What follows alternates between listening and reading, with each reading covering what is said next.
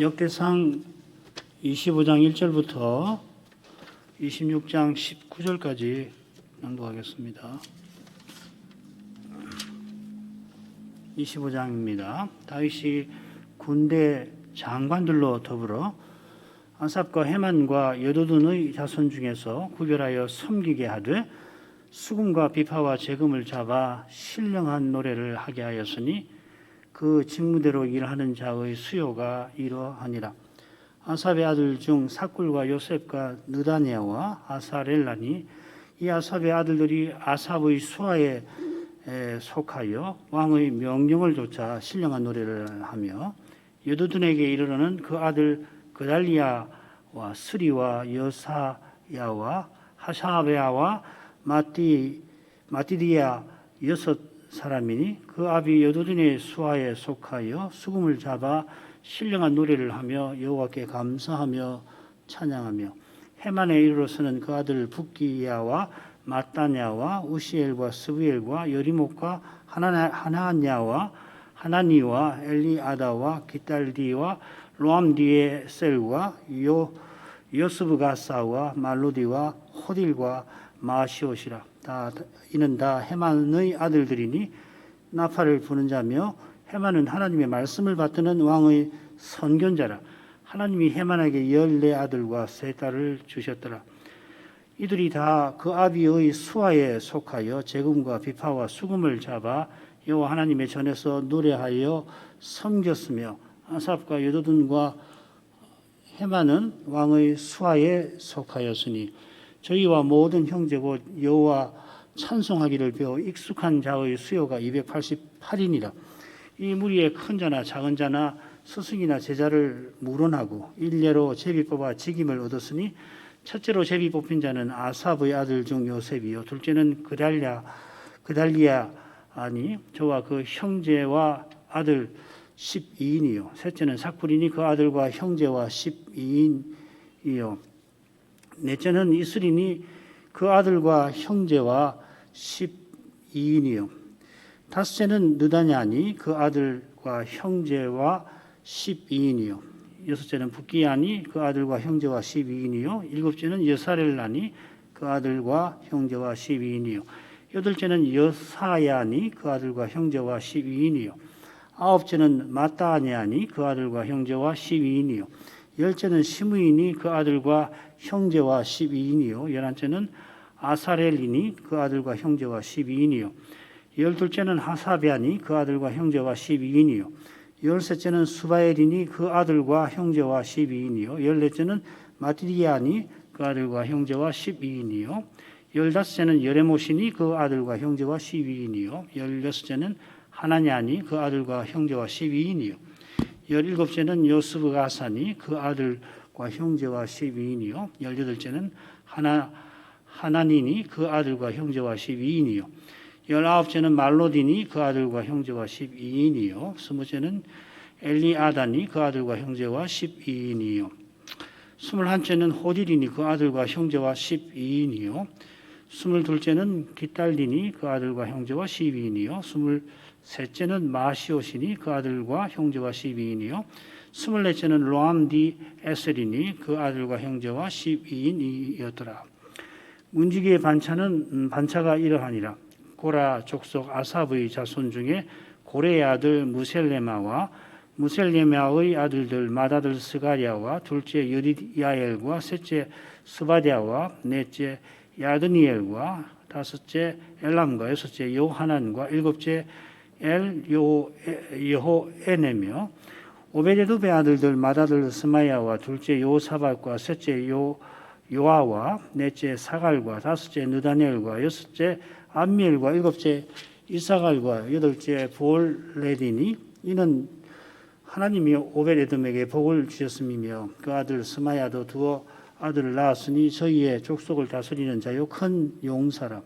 스마야의 아들들은 오드니와 르바엘과 오벳과 엘사밧이며 엘사밧의 형제 엘리후와 스마게아는 능력 있는 자니 이는 다 오벳에돔의 자손이라. 저희와 그 아들들과 그 형제들은 다 능력이 있어 그 직무를 잘하는 자니 오벳에돔에게서 난 자가 62명이며 또 무셀레마의 아들과 형제 18인은 능력이 있는 자며 무라리 자손 중 호사가 아들들이 있으니 그 장자는 시므리라. 시므리는 본래 맏아들이 아니나 그 아비가 장자를 삼았고 둘째는 힐기야요, 셋째는 드발리야요, 넷째는 스가랴니 호사의 아들과 형제가 13인이더라. 이상은 다 문지기의 반장으로서 그 형제처럼 직임을 얻어 여호와의 전에서 섬기는 자라.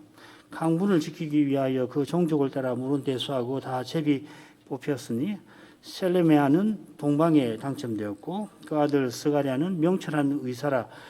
저를 위하여 제비 뽑으니 북방에 당첨되었고 오베데돔은 남방에 당첨되었고 그 아들들은 곡간에 당첨되었으며 숫빔과 호사는 서방에 당첨되어 큰 길로 통한 살레겟 문 곁에 있어 서로 대하여 파수하였으니 동방에 레이 사람이 6이요 북방에 매일 4사람이요 남방에 매일 4사람이요 곡간에는 2씩이며 낭실 서편 큰 길에 4사람이요 낭실에 2사람이니 고라와 무라리 자손의 문지기의 반차가 이러하였더라.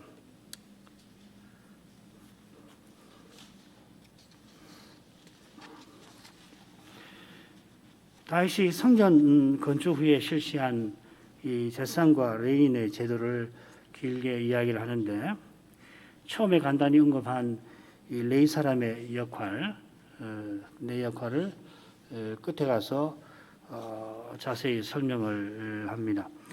30세 이상 레위인이 38,000명인데 내 역할을 맡았지요.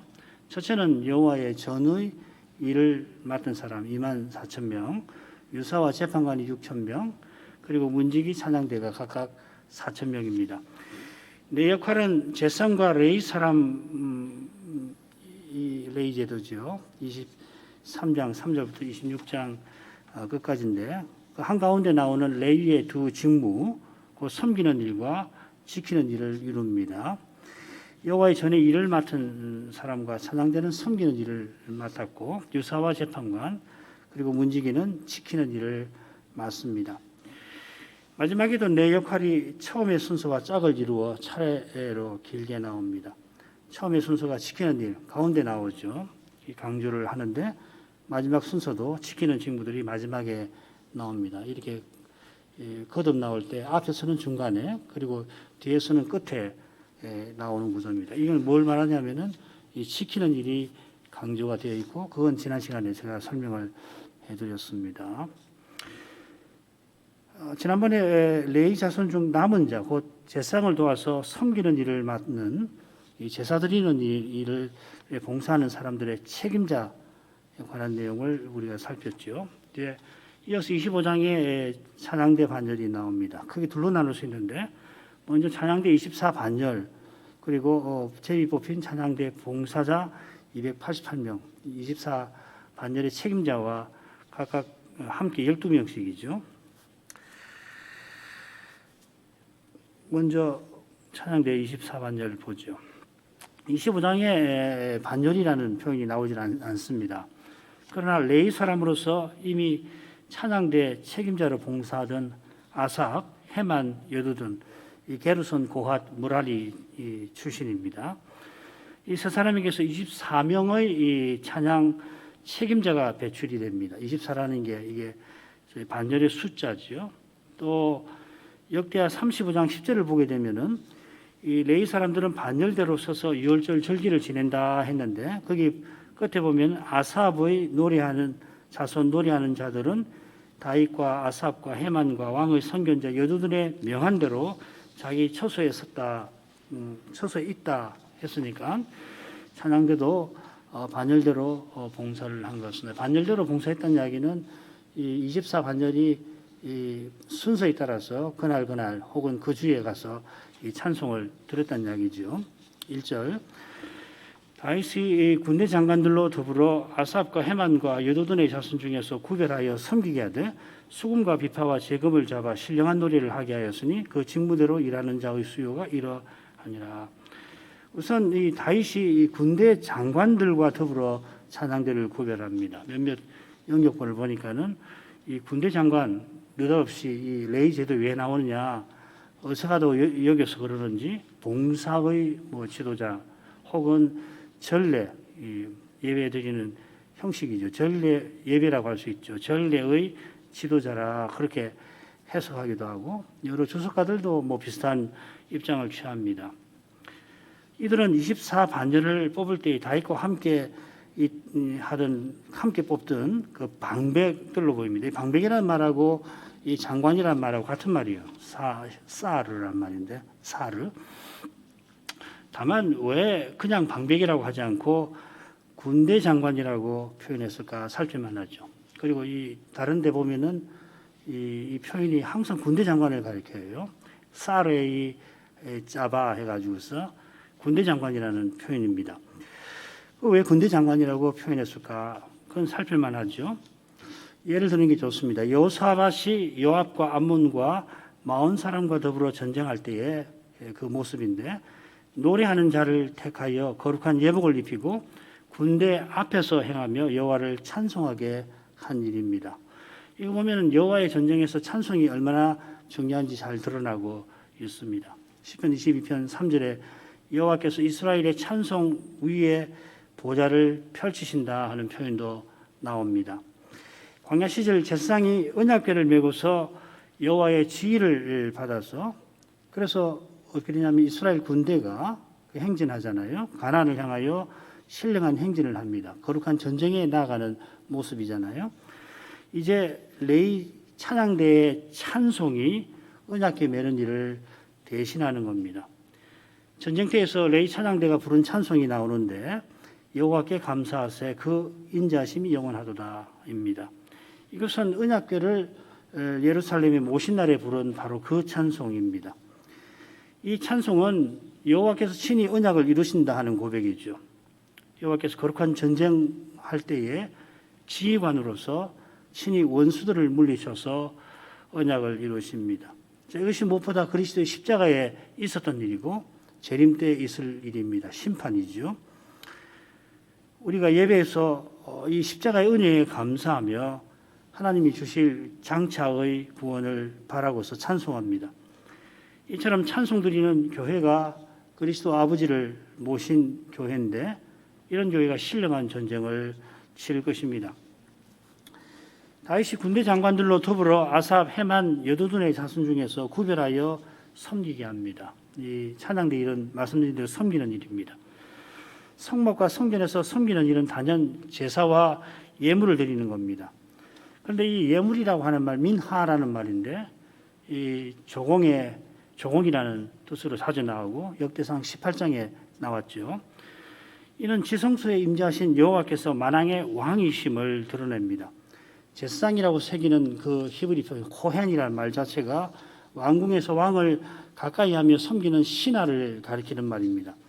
그런 점에서 제사는 여호와께 드리는 음식 제사라고 표현이 됩니다. 이세라라고 그러죠. 그죠? 우리 한글 개역 성경에서는 이걸 화제라고 번역을 합니다. 이 이세란 말이 이 불이라는 에스하고 비슷해서 번역하지만 이 먹는 제사, 음식 제사라는 말입니다.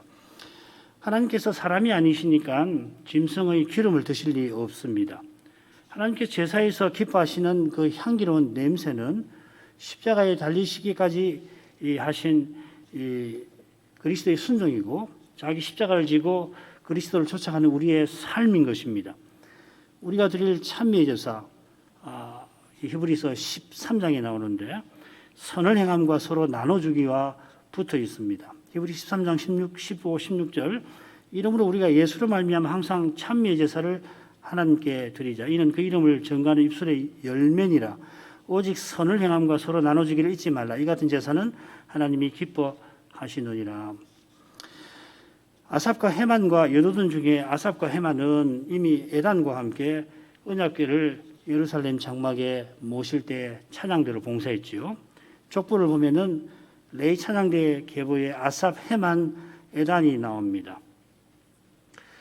족보에서는 헤만이 중앙에서 봉사하고 아삽은 헤만의 우편, 그리고 에단은 좌편에서 직무를 행했다 이렇게 나옵니다.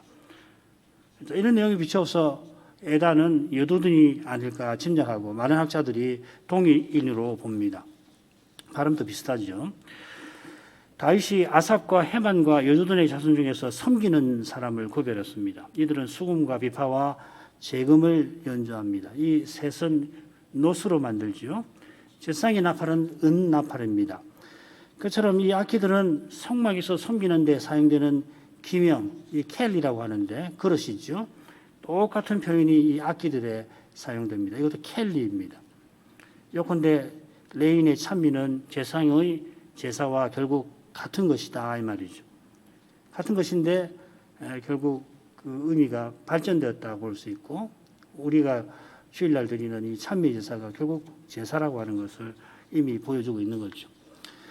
신령한 노래를 했다 했습니다. 새 낱말로 풀었지만은 나바라는 말입니다. 이 나바라는 말에서 나비 선지자가 나옵니다.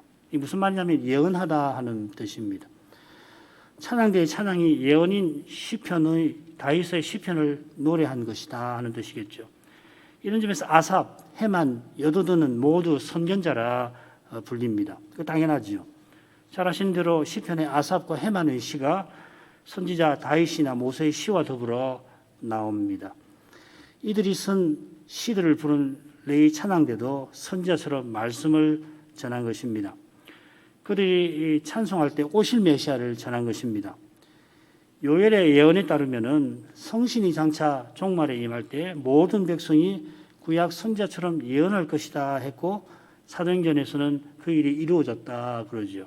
거기 보면은 구약 선지자가 말씀을 전할 때 쓰는 세 가지 그 방법이 있는데 그게 예언과 이상과 꿈인데 그것이 이루어졌다 하는 겁니다. 그게 무슨 말이냐면은 남자나 여자나 노인이나 젊은 사람이나 다 예언하고 선지자처럼 되었다 하는 말인데 다 그리스도를 안다 하는 겁니다. 그리스도를 알고 그리스도를 고백한다는 표현입니다. 우리가 제사장으로서 하나님을 예배할 때 말씀을 조차 찬송을 하는데 그때 요엘의 예언을 이루는 것입니다. 그처럼 우리가 성신 안에서 찬송할 때 그리스도께서 내가 주를 성부지요. 교회 중에서 찬송하리라 하는 예언을 이루십니다. 예배의 당긴 뜻이 실로 깊습니다. 찬송도 마찬가지입니다. 이런 점에서 예배 찬송에 가서는 반드시 성경에서 가져온 것이든지 시편이나 혹은 신약의 중요한 말씀에서 가져온 것이든지 그 성경을 풀어 해명한 것이어야 할 것입니다. 그 직무대로 일하는 자의 수요가 이러하다 하고서 24반열의 책임자가 이어나옵니다. 그 번역을 하면은 그 섬기는 일을 맡은 사람들의 수요가 이러하다 이렇게 되어 있습니다. 2절부터 5절입니다. 아삽의 아들 중 사꿀과 요셉과 느다냐와 아사렐라니 이 아삽의 아들들이 아삽의 수하에 속하여 왕의 명령을 조차 신령한 노래를 하며 여두둔에게 이르러는 그 아들 그달리아와 스리와 여사야와 하사베아와 마디리아 6사람이니 그 아비 여두둔의 수하에 속하여 수금을 잡아 신령한 노래를 하며 여호와께 감사하며 찬송하며 헤만에게 이르러는 그 아들 부기야와 마따냐와 우시엘과 스부엘과 여리목과 하나냐와 하나니와 엘리아다와 기달리와 로암디 에셀과 요스브가사와 말로디와 호딜과 마시옷이라 이는 다 헤만의 아들들이니 나팔을 부는 자며 헤만은 하나님의 말씀을 받드는 왕의 선견자라. 하나님이 헤만에게 14아들과 3딸을 주셨더라. 아삽의 아들 중에서는 4사람이 찬양대 반열의 책임자고 여두둔의 아들 중에서는 6사람인데 그런데 한 사람이 빠지지요. 그렇죠? 5사람 이름만 나왔습니다. 그리고 헤만의 아들 중에는 14사람입니다. 이 반열의 책임자라는 말이죠. 여두둔의 아들이 말씀드린 대로 6이라고 했는데 5 이름만 여기 나옵니다. 빠진 이름은 17절에 나오는 시므이가 분명할 겁니다. 제비 뽑힌 순서가 그달리아, 이스리, 여사렐라 다음 6 아들 중에 4번째 나오니까 여두둔의 아들 중에 4째일 것입니다. 아삽의 아들은 아삽의 수하에 속하여 왕의 명령을 조차 신령한 노래를 합니다. 여기 수하에 속한다는 말 그리고 명령을 좇는다, 조차라는 말이 원문으로는 똑같은 표현입니다. 알여대이라고 하는 말인데 아삽의 4아들이 찬양대 반열의 책임자인데 당연히 아버지 아삽의 지시를 받겠죠. 그의 지시를 받아서 이들이 행하는 일이 신령한 노래하는 것, 즉 예언하는 것인데 또 왕의 지시를 받아 한다고 했습니다. 예언에 관해서는 조금 전에 말씀을 드렸으니까 다시 설명드리지 않아도 될 것입니다. 다만 이 왕의 지시를 받는다는 의미가 뭘까? 왕 다윗이 거룩한 시편을 쓰는 선지자인 것과 붙어 있지 않을까 싶은데요. 그런데 이 왕이라고 부른 점 때문에 이런 해석을 선뜻 받아들이기는 좀 힘듭니다. 6절에도 보면 아삽과 여두둔과 헤만은 왕의 수하에 속하였다 합니다. 이 표현이 다른 데도 나옵니다. 이 역시 이 표현 역시 왕이 군대 장관들과 함께 찬양대 반열을 구별했던 것과 붙여 생각할 내용이죠. 아울러 레위 찬양대를 비롯하여 제상 제도를 세우는 다윗 왕은 멜기세덱 반차를 좇은 영원한 제사장 메시아를 가리켜 보여주고 있습니다. 성막과 달리 성전에는 왕의 자리가 뜰에 있을 겁니다. 이 역대하 6장 13절에 나옵니다. 이 역시 장차 오실 메시아가 영광 보좌 우편에 좌정하실 일을 가리키는 것 같습니다. 아직은 제사장 직분과 왕 직분이 분리가 되어 있는 상태라 왕의 자리가 뜰에 있었지만은 장차 영원한 성전에서는 다윗의 후손이 왕이면서 동시에 대제사장 직분을 담당하는 겁니다. 물론 그는 만왕의 왕이신 하나님의 부왕입니다. 대제사장이라 지성소에 나아갑니다마는 거기 서서 봉사하던 레위 대제사장과는 달리 이 대제사장, 영원한 대제사장은 왕의 보좌 우편에 또한 앉으십니다. 이 보좌에 앉으시는 것이죠. 이 점이 이제 레위 제사장하고 이 멜기세덱 반차를 좇은 영원한 대제사장하고 차이점이죠. 여도둔의 아들들에 관해서는 특별히 설명드릴 내용이 없습니다. 헤만의 아들은 나팔을 부는 자라 했습니다. 이 번역이 조금 잘못됐는데 우선 여기 나팔이란 케렌이라는 말은 이 제사장의 은나팔과 다릅니다. 이 짐승의 뿔 나팔입니다. 양의 뿔. 아울러 이 나팔 부는 자라는 표현이 아들에게 붙는 것이 아니라 이 헤만에게 붙어 있습니다. 헤만이 왕의 선견자라서 하나님 말씀을 받드는데 그 일에 나팔을 분다 이렇게 되어 있습니다. 그러니까 이 나팔 분다는 것은 실제로 무슨 이 짐승의 뿔을 불었다는 것보다는 하나님을 높인다 하는 상징적인 표현인 겁니다. 그래 번역을 제가 조금 고쳐서 해봤습니다. 이 모두가 헤만의 아들들인데 헤만은 하나님의 말씀을 받들어 하나님의 일에서 하나님을 높이는 왕의 선견자다. 뭐 이런 뜻입니다. 구약이 번역이 대체로 잘 되어 있는데 조금씩 이렇게 조금씩 문제가 있는 데가 있긴 있습니다. 이런 거 적어 놓으시면 도움이 되실 겁니다. 사실 왕의 선견자라고 하는 표현이 주목할 만한 겁니다. 앞서 오실 메시아께서 멜기세덱 반차를 좇은 영원한 대제사장이신 것을 생각했는데 왕의 선견자라는 표현도 이 사실과 붙어 있습니다. 지금 역사에는 계속해서 나옵니다. 갓도 그렇고 여도둔도 그렇습니다. 갓처럼 헤만도 왕의 이 궁궐에 지내면서 왕에게 하나님의 뜻을 전했던 것 같습니다.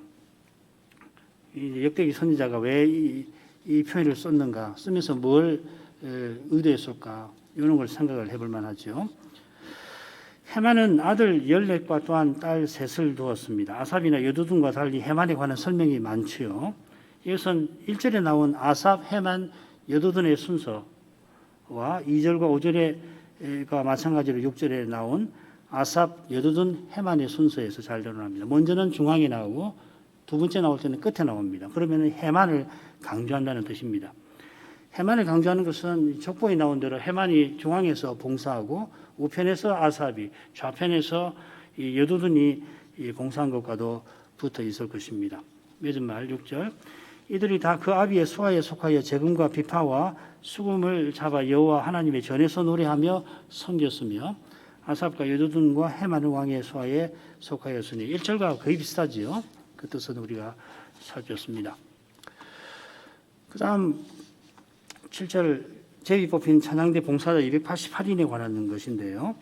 먼저 이들이 누구며 어떻게 선발되었는가가 나오고 그들의 책임자 24반절의 책임자의 이름과 그들의 목록이 이어서 쭉 나옵니다. 7, 8절 읽겠습니다. 저희와 모든 형제 곧 여호와 찬송하기를 배워 익숙한 자의 수요가 288인이라. 이 무리의 큰 자나 작은 자나 스승이나 제자를 물어나고 일례로 제비 뽑아 직임을 얻었으니, 이 저희라고 하는 말은 9절 이하에 나오는 24인 곧 2절에서 5절에 나오는 아삽과 헤만과 여두둔의 아들들입니다. 그들과 모든이라고 했는데 그들의 형제들 수가 288인입니다. 그래 이제 여기 우리말 번역에 보면은 보시면은 31절에 보면 24째는 로암 디에셀이니 그 아들과 형제와 12인이었더라 이렇게 되어 있잖아요. 이 와를 빼야 됩니다. 형제. 그러니까 이 로암 디에셀하고 그 아들들 형제들 도합해서 12인이란 말이겠죠, 그죠? 그러니까 안 그러면은 이제 로암 디엘 그 아들 형제 외에 12인이라고 해석이 될 수 있는데 그게 아니고 24 반차니까 각 반열에 12명씩 해서 288명이라는 말이죠. 그죠?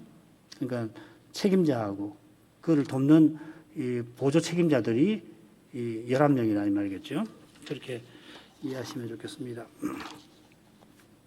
우리말 번역을 조금 그 와자만 빼면 좋겠습니다. 그들은 여호와 찬송하기를 배운 사람들입니다. 아버지 아삽, 여두둔, 헤만이 또 다윗 왕이 여호와께 찬송을 지어드린 분들이고 이들은 찬송을 배웠을 것입니다. 원래 이제 히브리어의 그 말하자면 시편에 여러 부호가 있어요. 그게 이제 시편을 부르는 방식이거든요. 혹시 인터넷에서 라비가 이 시편을 어떻게 낭독하는지 보시면 그건 옥노래 같습니다. 그런 걸 다 배웠을 겁니다. 그들은 찬송하는 일에 모두 익숙한 자입니다. 새로운 시대로 나아가는 길에서 하나님께서 거룩한 전투를 싸우는 용사들을 다윗에게 일으키셨는데 그처럼 찬미의 제사를 드리는 종들도 일으키셨습니다.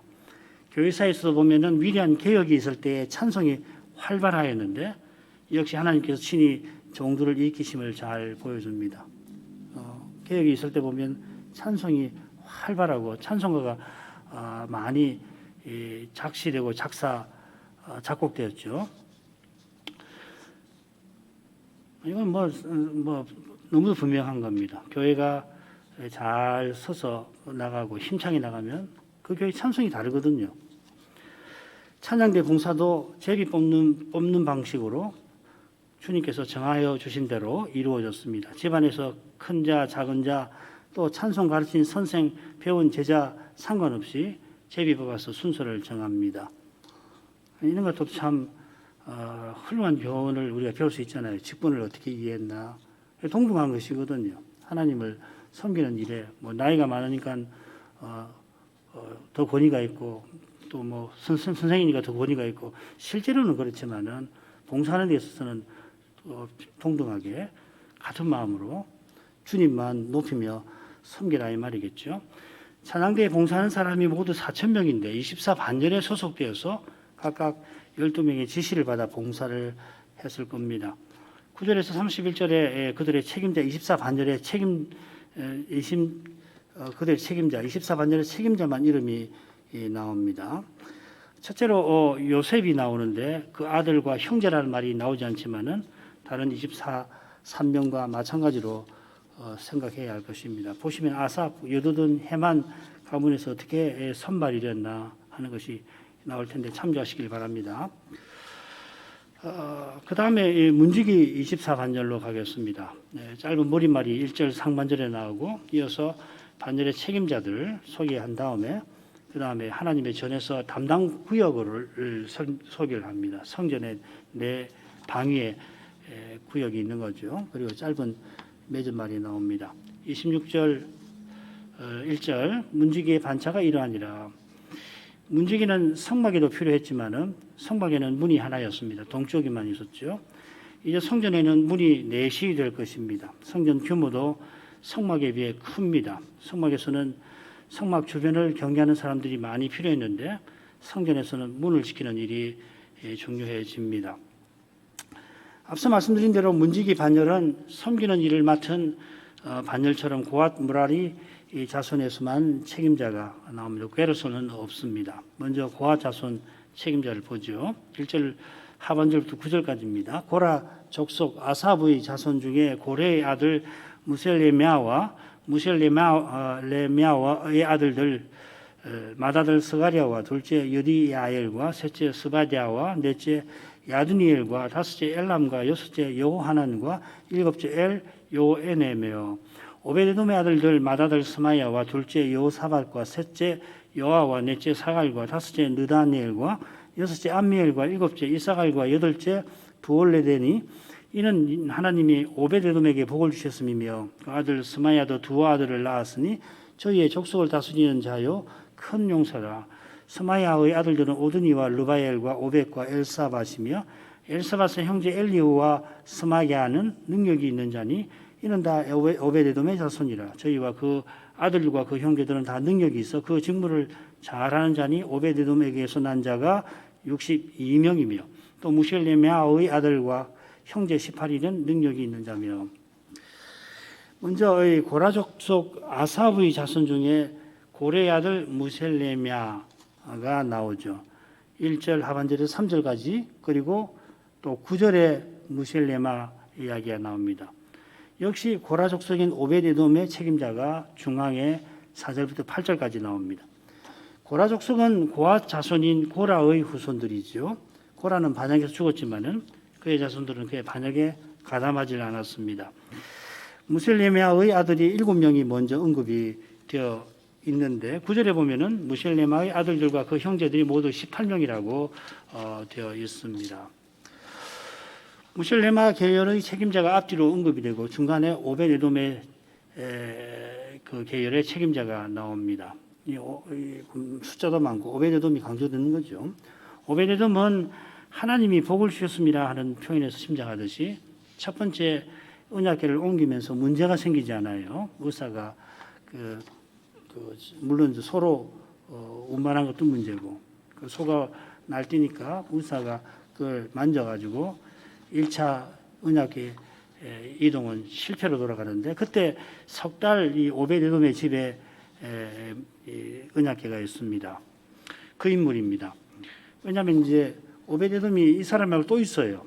또 있어가지고 좀 헷갈리는데 지금 오베데돔은 그 오벳에돔으로 보입니다. 그들의 아들이 8명이고 아들 중에 스마야가 두 아들을 낳았다 했는데 이 두라는 말은 빼버려야 합니다. 원문에 없는 말인데 왜 들어갔는지 잘 모르겠습니다.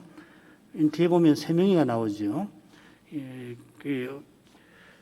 이건 빼버리는 게 낫습니다. 아들들을 낳았는데 그들도 저희 족속을 다스리는 자이고 큰 용사로서 문지기의 책임자들이었습니다. 용사라는 말을 쓴 것은 이 경계하는 일, 칼을 차고 경계하는 일을 해서 용사라고 한 것 같은데 유력한 자를, 유능한 자를 가리킵니다. 그래서 7절에는 똑같은 말을 능력 있는 자라 그렇게 번역을 했습니다. 하일이라는 말인데 힘이 있는 것만 아니라 일을 잘하는 것입니다. 용사라고 해도 가히 문제될 것은 없습니다.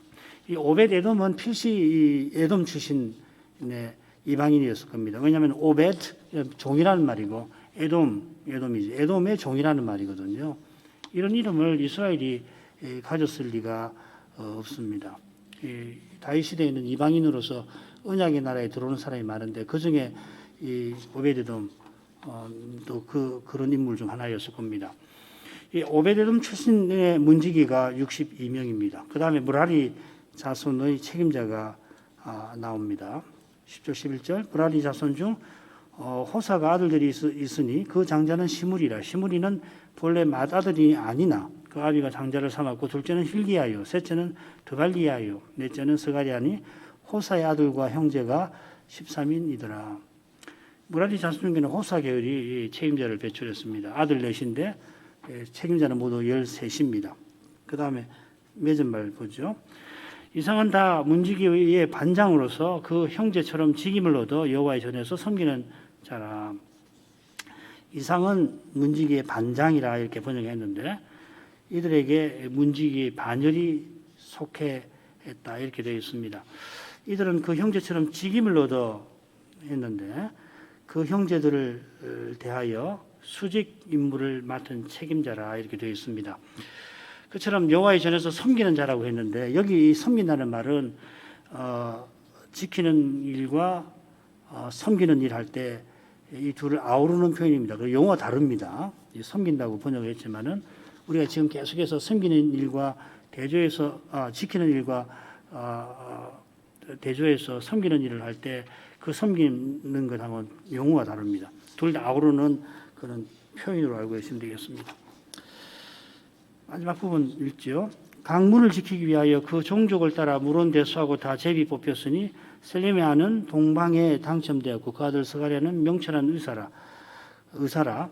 저를 위하여 제비 뽑으니 북방에 당첨되었고 오베데돔은 남방에 당첨되었고 그 아들들은 곡간에 당첨되었으며 숫빔과 호사는 서방에 당첨되어 큰 길로 통한 살레 문 곁에 있어 서로 대하여 파수하였으니 동방에 레이 사람이 6이요 북방에 매일 4사람이요 남방에 매일 4사람이요 곡간에는 2씩이며 낭실 서편 큰 길에 4사람이요 낭실에 2사람이니.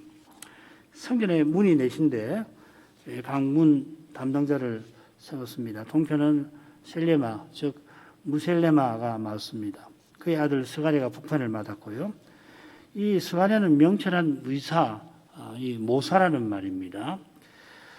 모사입니다. 남쪽은 오베데돔이 맡았습니다. 문만 지키는 게 아니라서 오베데돔의 아들들이 그 남쪽에 있는 그 곳간을 맡게 됩니다.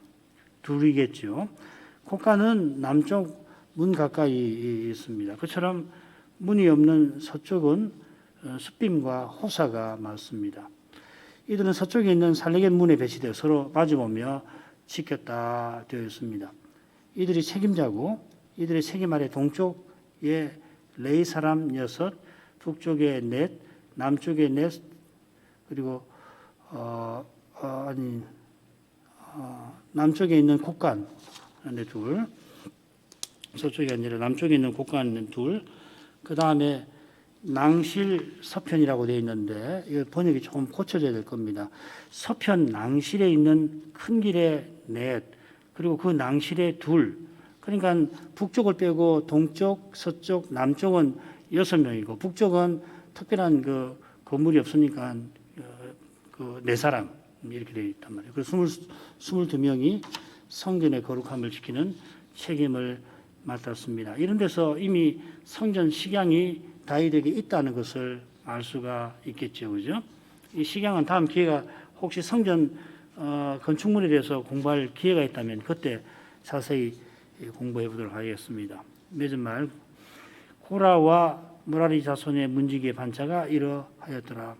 고앗이 아니라 이 고라 자손이라고 했습니다. 뜻이 있을 거예요. 이것은 여호와의 거룩하심을 심각하게 침해한 그 고라를 그의 자손들이 따르지 않았던 사실을 강조를 합니다. 이는 역사적 사건에 비추어서 고라 자손은 여호와의 거룩하심을 지키는 일에 적임이라 할 것입니다. 그들은 집안 어른인 아버지보다 하늘아버지를 사랑하였습니다. 이런 사랑이 있어야 이 시대에도 교회는 거룩하게 서 나갈 줄 믿습니다. 생각하죠? 기도할 제목 읽겠습니다.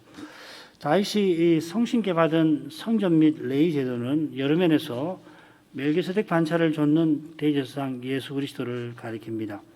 성막이 만들어지던 때에도 모세 같은 인물이 대제사장 아론을 임명해서 제사 드린 일이 있습니다. 이 모세도 특별한 존재죠, 그죠? 그러나 이스라엘 왕이라도 성소에 들어가서 분향해서 안 됩니다. 우시아 왕이 그 사람인데 이 사람이 강해지자 교만해져서 그런 일을 하려 할 때 제사장 아사랴가 다른 제사장 18인을 데리고 따라가서 성소에 들어가 왕을 만류를 합니다. 그런데도 우시아가 분향하려 하자 하나님이 쳐서 문둥병에 걸리게 해서 그가 죽을 때까지 후궁해서 지내고 말았습니다. 장차 오실 다윗의 자손은 왕이면서 대제사장으로서 하늘 지성소에 먼저 나아가십니다마는 그 전에는 왕직과 제사장직이 엄연히 구분되어 있었던 겁니다. 그런데도 다윗이 세운 레위 제도를 보면은 오실 메시아가 여호와의 집과 나라에서 즉 여호와의 성전과 나라에서 공히 봉사하실 것을 보여줍니다. 역대기 선지자가 이 점을 특별히 언급한 이유가 있을 겁니다. 달리 말씀드리면은 사무엘기나 열왕기 선지자는 성전 안에 왕의 자리가 있다든지 그 내용은 나와요. 솔로몬이 여기 뜰에서 기도한 내용은 나오지만 왕의 자리가 있다는 것은 역대기에만 나옵니다. 찬양대가 왕의 지시를 받는다는 점을 기록하지는 않습니다. 기록 안 했다고 하더라도 그 선자들이 모르는 건 아니겠죠. 다윗이 110편 같은 데에서 멜기세덱 반차의 대지상이 분명히 예언되었을 뿐만 아니라 이전 역사를 잘 아는 선자들도 그런 예언을 틀림없이 알았을 줄로 믿습니다. 모세가 나와 같은 선자를 언급할 때에 자기보다 나은 메시아를 예언한 것입니다. 그런데도 역대기 선자가 이런 점들을 언급한 것은 그의 시대가 이전 시대보다 전진한 사실을 가리킵니다. 그리스도를 계시하는 일에 있어서 진보했다는 이야기죠. 이게 굉장히 중요한 겁니다. 시대의 진보를 어디서 보느냐, 교회사의 진보, 교회 역사의 진보를 어디서 보느냐 할 때 특별히 이 계시의 발전 그리고 계시 해명의 발전을 이야기하잖아요. 다음 기회에도 말씀드리죠. 물론 멜기세덱 반차의 대제사장이 오실 때가 더 가까운 것이 사실입니다만은 그 메시아를 가리키는 제도들이 포로에서 돌아온 시대에 시행되고 있습니다. 하나님께서 주신 은혜 주신 덕분입니다. 그처럼 하나님께서 틀림없이 멜기세덱 반차의 대제사장을 보내주셔서 백성의 죄를 다 속하시고 또 영원한 제국을 세울 것을 역대기 선자는 믿고 자기 백성에게 전한 것입니다. 참된 믿음은 보지 못하는 것을 믿고 바랄 수 없는 것을 바랍니다. 이는 말씀하신 하나님과 약속하신 그리스도를 믿는 것입니다. 다시 오시는 그리스도를 바라는 거기에 참된 믿음이 있다 할 것입니다. 우리 신앙은 부활 신앙입니다. 그 믿음은 지금 보지 못하는 예수를 믿고 사랑합니다. 그리스도를 본받고 지금 여기서부터 드러냅니다. 사람들은 죽은 예수를 말합니다마는 참된 믿음은 살아계신 그리스도의 몸으로 살아갑니다. 이런 믿음이 혈연과 지연과 학연을 넘었습니다.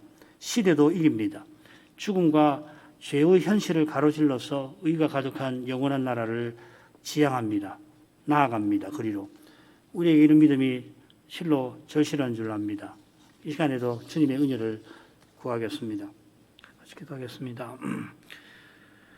자비하신 아버지, 이 밤에도 역대기 선지자의 믿음과 그 심정을 다윗의 역사를 통하여서 살피게 하십니다. 다윗이 성신께 성전 식양과 더불어서 특별히 레위 제도를 받아 솔로몬과 방백들에게 길게 전하였습니다. 성막에서 제사할 동안에는 특히 광야에서는 레위 사람이 성막과 기구들을 메고서 운반해야 했지만은 이제 하나님의 전이 세워지면 이런 일이 필요가 없게 되었습니다. 실제로 무엇을 매는 일은 없어지지만은 그러나 제사장이 광야에서 언약궤를 매듯이 레위 사람이 찬양대를 이루어서 여호와의 보좌 펴실 찬양을 올려드리게 하십니다. 여호와께서 이스라엘의 찬송 위에 보좌를 펴시고 친히 자기 백성을 다스리시며 또한 인도하십니다. 성전이 예루살렘에 세워지지만은 구원의 역사가 종점에 이르지는 아니한 까닭에 거룩한 역사가 완성에 이르기까지 여호와께서 친히 자기 백성을 인도하려 하신 것입니다. 그 인도하시는 길이 결코 순탄치 아니하였습니다. 성전을 짓도록 다윗이 주변 나라들을 정복하게 하시고 평안을 자기 백성에게 주셨지만은 성전 지은 후에 특별히 이 성전을 세웠던 그 솔로몬 자신이 주의 법을 어기고 많은 아내를 두며 그 아내들이 섬기는 이방 우상들을 섬겼습니다. 그 결과로 나라는 둘로 쪼개지고 북쪽과 남쪽은 결국 다른 나라에 망하고 언약 백성들은 특별히 선자의 말을 순종하던 이들이 적국에 포로로 잡혀가고 말았고 그 말을 듣지 아니하던 이들은 민족주의를 외쳤지만은 예루살렘이 멸망할 때 함께 망하고 말았습니다. 그저 눈에 보이는 적국이 언약 백성의 그 원수가 아니라 인생이 여호와와 메시아를 대적하게 만드는 죄가 그 죄의 원수요 저로 말미암은 죽음이 또한 언약 백성들더러 하나님 언약을 믿지 못하고 세상 나라와 그 신을 쫓게 만드는 원수였습니다. 그처럼 다윗이 죽기 직전까지 성전 건축을 그토록 힘쓴 이유가 바로 거기 있었던 것을 압니다. 그가 자신의 죄로 말미암아 언약의 나라를 망하게 만들 뻔했고 하나님 은혜가 아니었더라면은 그의 가정도 무너지며 다윗 자신도 구원에 이룰 수가 없었을 것입니다. 자기 후손으로 오시는 메시아가 속히 오시기를 바라서 그는 성전 건축을 힘써서 준비하였고 솔로몬과 방백들에게 당부하였습니다. 다윗의 기도가 하나님께 받으신 바 되어 이스라엘이 비록 포로 잡혀갔더라도 거기서 돌아오게 하셨습니다. 포로에서 돌아온 일에서 가장 중요한 것은 하나님이 친히 언약을 이루신 그 하나님이 함께해 주시는 그것입니다. 돌아와서 이전처럼 다윗 시대처럼 번영하고 형통하게 사는 것이 중요한 것이 아니라 다윗이 회개하며 바라던 나라, 아브라함이 나그네로 살면서 바라던 하나님 지으시는 터가 있는 성 하나님 나라가 중요하였습니다. 하나님이 친히 함께 해주셔서 다스려 주시는 것이 중요하였습니다. 메시아가 죄를 없애버리시고 죽음의 권세를 물리쳐 주시는 것이 중요합니다. 역대기 선지자가 다윗이 실시한 신설한 제도를 사무엘기나 열왕기 선지자들과 달리 자신의 성경에 기록한 듯이 여기 있는 줄로 압니다. 멜기세덱 반차를 좇은 영원한 대제사장이 오시기를 그가 바라보았던 것입니다. 저희도 같은 믿음으로 다시 오시는 그리스도를 바라봅니다. 그리스도가 우리 가운데 계시는 영광의 소망이심을 고백합니다. 이미 함께 하시나 장차 오실 그리스도께서만 인생의 죄를 없이 하시고 죽음을 이기십니다. 이미 십자가에서 그리하셨고 장차 그리하실 것입니다. 그처럼 지금 여기서도 주님께서 주님의 몸을 통하여 그 일을 행하고 계시는 줄로 압니다. 저희가 교회로서 무엇을 하든지 이 그리스도의 인격과 사랑을 드러내게 하셔서 악을 선으로 갚게 하시옵소서. 그리하여 저희 안에 그리스도가 성신으로 살아계시고 저희가 우리를 사랑하셔서 자기 몸을 버리신 이 하나님의 아들을 믿는 믿음 안에서 살아가게 하옵소서. 이러한 교회로 계속 서나가도록 이 강단에서 말씀이 계속 전파되게 해주시고 또한 주님이 신이 세우신 은혜의 방도들도 잘 쓰이게 해 주옵소서. 예수님 이름으로 기도합니다. 아멘.